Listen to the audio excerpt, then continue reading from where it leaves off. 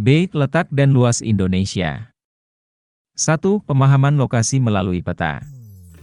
Lokasi suatu tempat dapat dilihat pada sebuah peta. Peta adalah gambaran permukaan bumi pada suatu bidang datar dan diperkecil dengan menggunakan skala. Pada peta terdapat sejumlah informasi yang menyertainya. Kalian harus mampu membaca peta agar dapat memperoleh berbagai informasi yang dibutuhkan. Bagaimanakah memperoleh informasi pada sebuah peta? Untuk menjawab pertanyaan tersebut, perhatikanlah peta berikut ini. Sebuah peta terdiri atas beberapa komponen penyusunannya. Komponen penyusunannya terdiri atas judul peta, skala peta, orientasi utara, simbol peta, garis astronomis, inset, legenda, dan sumber peta. A. Judul peta. Judul peta menunjukkan isi suatu peta. Sebagai contoh, judul sebuah peta, peta penggunaan lahan di Indonesia, maka isi dari peta tersebut adalah sebaran penggunaan lahan yang ada di Indonesia berupa permukiman, hutan, perkebunan, dan lain-lain. B. Skala peta. Skala peta menunjukkan perbandingan antara jarak di peta dengan jarak sesungguhnya di lapangan. Contoh, skala sebuah peta adalah 1:1.000.000, berarti objek yang jaraknya 1 cm di peta berbanding dengan 1.000.000 cm atau 1 km di lapangan. Skala peta dapat dibedakan menjadi skala angka dan skala garis atau grafis. 1. Skala angka. Skala angka berwujud perbandingan angka, misalnya 1:10.000. Jika tidak disebutkan satuannya di belakang angka tersebut, berarti satuan yang digunakan adalah sentimeter, sehingga skala angka tersebut dibaca 1 cm di peta sama dengan 10.000 cm di lapangan. 2. Skala garis atau grafis. Skala grafis adalah skala peta yang berbentuk garis dengan ukuran tertentu. Skala grafis biasanya ada dalam kolom legenda. Jika contoh skala grafis tersebut dibuat skala angkanya, maka skalanya adalah 1:500.000 karena 1 cm di peta berbanding 5 km di lapangan. Satuan dalam kilometer diubah menjadi sentimeter, sehingga 5 km jika diubah ke dalam sentimeter menjadi 500.000 cm. Karena itu, skala peta menjadi 1:500.000. C. Orientasi utara. Biasanya sebuah peta memiliki orientasi arah utara. Bentuk orientasi ditunjukkan oleh simbol berbentuk panah dengan bentuk yang bervariasi. Penempatannya pada kolom legenda atau pada bagian yang kosong di muka peta. D. Simbol peta. Simbol peta adalah tanda khusus pada peta yang mewakili objek yang dipetakan. Tujuan simbol peta adalah untuk memudahkan pengguna peta dalam membaca dan memahami isi peta. Berdasarkan bentuknya, simbol peta dapat dibedakan menjadi 1. Simbol titik. Simbol titik pada peta dapat beragam bentuknya. Simbol titik dapat berupa lingkaran, bujur sangkar, segitiga, dan lainnya. Lambang ibu kota biasanya diberi simbol bujur sangkar, gunung api berbentuk segitiga dan ibu kota kabupaten berbentuk lingkaran. 2. Simbol garis.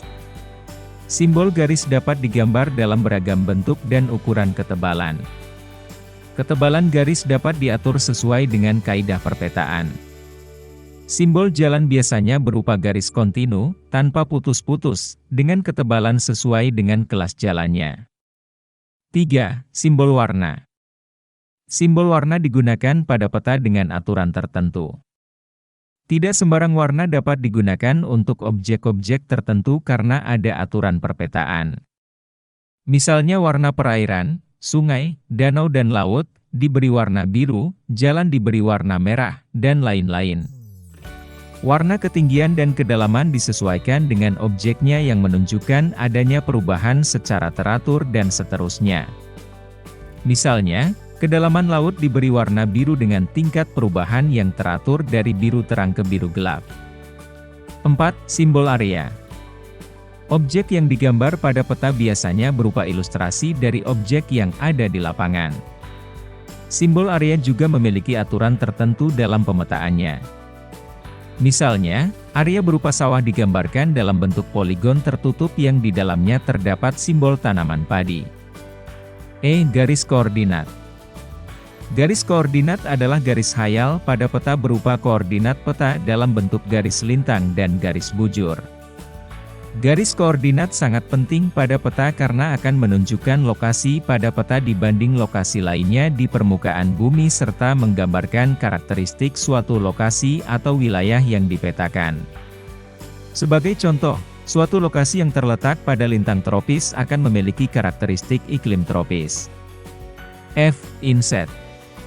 Inset merupakan peta kecil yang ada pada suatu peta untuk menunjukkan lokasi daerah yang dipetakan di antara lokasi lainnya yang lebih luas. Legenda. Legenda menunjukkan keterangan semua objek yang ada atau muncul pada muka peta. Pada legenda inilah seorang pembaca peta akan mengetahui tentang objek yang ada pada wilayah yang dipetakan. Sumber peta. Sumber peta menunjukkan orang atau lembaga yang membuat peta. Dari sumber peta inilah diperoleh informasi untuk pembuat peta, sehingga bisa dinilai kualitas peta yang dihasilkannya.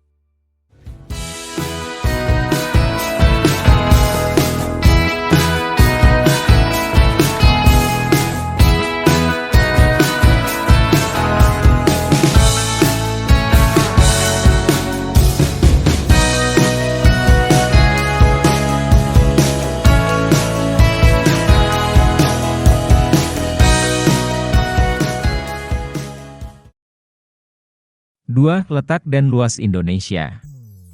Letak suatu tempat di permukaan bumi tidak hanya sekadar menunjukkan posisinya di antara tempat lainnya. Letak suatu tempat menunjukkan pula karakteristik tempat tersebut. Sebagai contoh, suatu tempat berada di daerah pantai.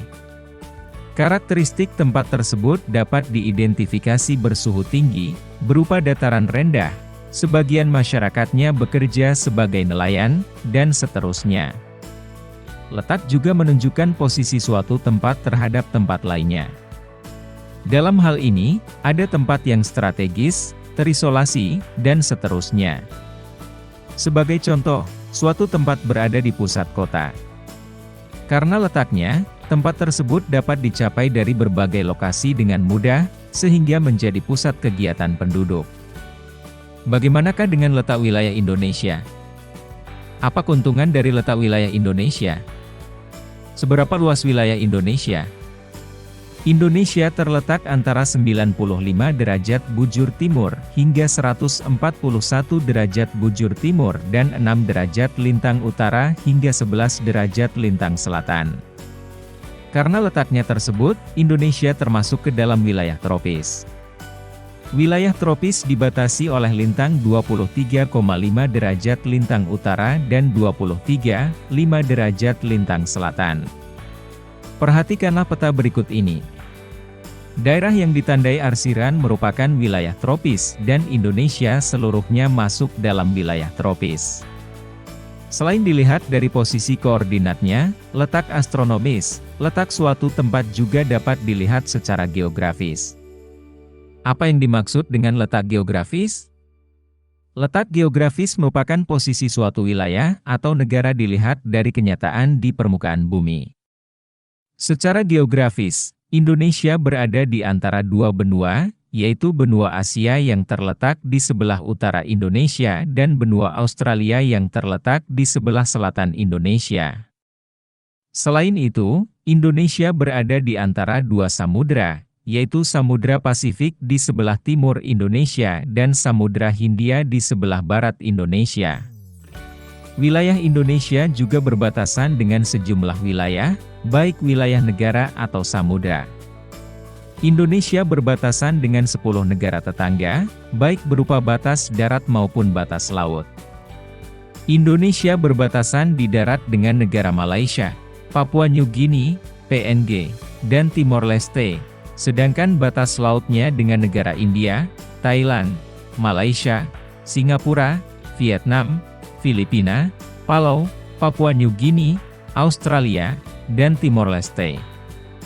Batas Indonesia juga dapat dilihat dari posisinya, utara, selatan, barat, timur, yaitu sebagai berikut. Sebelah utara Indonesia berbatasan dengan Malaysia, Singapura, Palau, Filipina, dan Laut Cina Selatan. Sebelah selatan Indonesia berbatasan dengan Timor Leste, Australia, dan Samudra Hindia. Sebelah barat Indonesia berbatasan dengan Samudra Hindia. Sebelah timur Indonesia berbatasan dengan Papua Nugini dan Samudra Pasifik. Apa keuntungan letak geografis bagi Indonesia?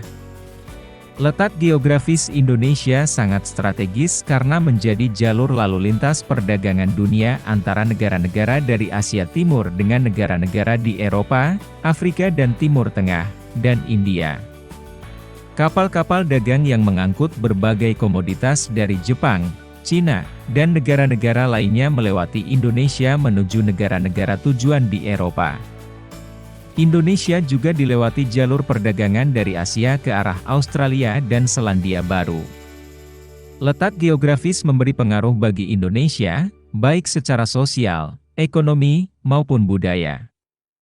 Karena menjadi jalur lalu lintas pelayaran dan perdagangan dunia, bangsa Indonesia telah lama menjalin interaksi sosial dengan bangsa lain.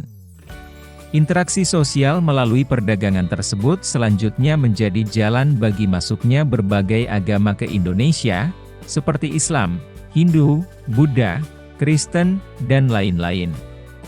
Indonesia yang kaya akan sumber daya alam menjual berbagai komoditas atau hasil bumi seperti kayu cendana, lada, pala, cengkeh, dan hasil perkebunan lainnya ke negara-negara Eropa, Cina, dan negara lainnya.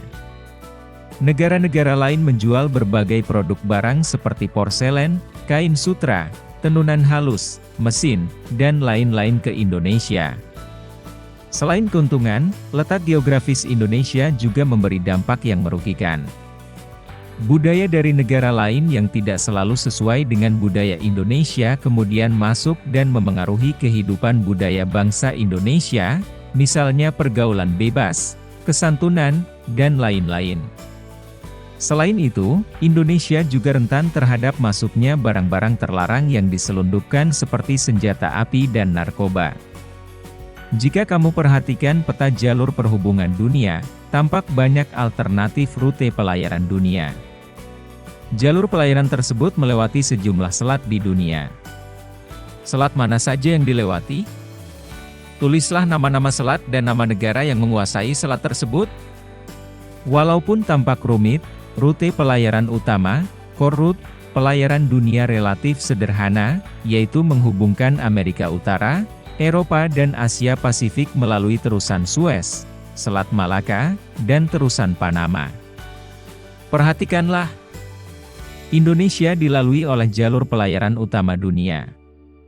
Jalur utama tersebut merupakan jalur pelayaran perdagangan paling penting dan melayani pasar utama dunia. Di samping itu, terdapat rute pelayaran pendukung, secondary route, yang melayani pasar yang lebih kecil. Perhatikan, selain dilalui jalur utama, Indonesia juga dilalui oleh jalur pelayaran sekunder. Indonesia berada di benua Asia yang saat ini perkembangan ekonominya sangat cepat. Pernahkah kamu mendengar tentang kemajuan yang pesat dari negara Jepang, Cina, Korea, dan Taiwan? Kemanakah mereka menjual produk-produknya? Jalur mana yang mereka gunakan untuk mengirim produknya? Lautan dan negara mana saja yang mereka lewati untuk mengirimkan barangnya ke Australia, Eropa, Afrika, dan Asia Barat Daya? Amati peta jalur perhubungan dunia untuk menentukan negara-negara yang dilewati jalur perdagangan tersebut. Jika kamu perhatikan peta jalur perhubungan dunia, tampak negara-negara Asia Timur, seperti Jepang dan Korea Selatan, menggunakan jalur Selat Malaka untuk mengirimkan barang-barang ekspor ke berbagai wilayah di dunia seperti Afrika, Timur Tengah, dan Eropa. Demikian halnya dengan negara-negara Eropa yang menggunakan Selat Malaka untuk menyalurkan ekspornya ke berbagai negara di Asia. Keuntungan posisi Indonesia juga dapat dilihat secara geologis. Indonesia berada pada jalur pertemuan tiga lempeng, yaitu Lempeng Eurasia, Lempeng Pasifik, dan Lempeng Hindia. Posisi tersebut membuat Indonesia memiliki banyak gunung api. Keuntungan dari letak geologi seperti ini adalah beragamnya potensi sumber energi dan mineral. Selain letaknya yang strategis, Indonesia juga memiliki luas wilayah yang tergolong besar. Badan Informasi Geospasial, BIG, menyebutkan wilayah Indonesia terdiri atas daratan seluas 1.922.570 km persegi dan perairan seluas 3.257.483 km persegi. Jika dibandingkan dengan wilayah lainnya, maka luas wilayah Indonesia, daratan dan lautan, kurang lebih sama dengan Eropa atau hampir sama dengan Amerika Serikat atau Australia. Daratannya terdiri atas 13.466 pulau yang menjadikannya sebagai salah satu negara kepulauan terbesar di dunia. Banyaknya pulau membuat garis pantainya juga sangat besar, yaitu mencapai 99.030 km.